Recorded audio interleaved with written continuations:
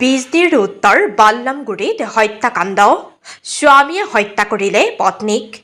পত্নীক হত্যা কৰি শিৰচ্ছেদ মণ্ডলৈ থানা পালে স্বামীয়ে। চিৰাং জিলাৰ বিজনীৰ উত্তৰ বাল্লামগুৰিত সংঘটিত হয় ভয়ংকৰ ঘটনা। শনিবাৰে সন্ধিয়া নিজ পত্নীক পাৰিবাৰিক কণ্ডলৰ বাবে বাগিদাৰে শিৰচ্ছেদ কৰে স্বামীয়ে।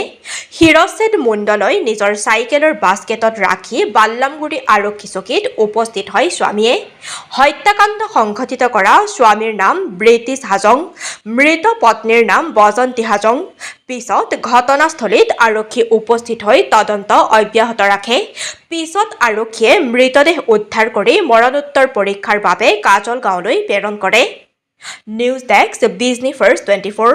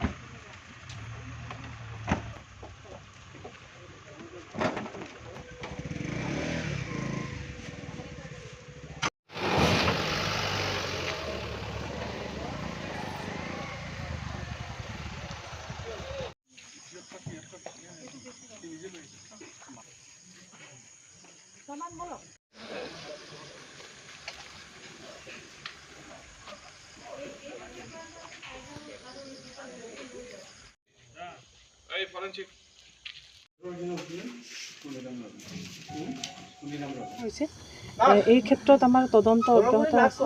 আমি ডেড বডি এতিয়া ইয়াৰ পৰা আমি উঠাইছোঁ, ফৰেনচিকৰ টিমো আহি পাইছে। আমাৰ তদন্ত অব্যাহত আছে। যিগৰাকীয়ে মাৰিছোঁ বুলি কৈছে তেওঁ ইতিমধ্যে থানাত আমি আটক কৰিছোঁ আৰু তেওঁ থানাত আছে। এতিয়া আমি গোটেইখিনি তদন্ত কৰিহে আচল কথাখিনি গম পোৱা যাব। ধন্যবাদ। এতিয়ালৈকে অনুমানৰ ভিত্তিত আমি একো ক'ব নোৱাৰোঁ। গোটেইখিনি ঘটনা ভালদৰে আমাৰ ইনভেষ্টিগেশ্যন চলি আছে। সেইখিনি শেষ হৈ লওক, তাৰপিছত আমি কাৰণখিনি আপোনালোকক জনাই দিম। ঠিক আছে।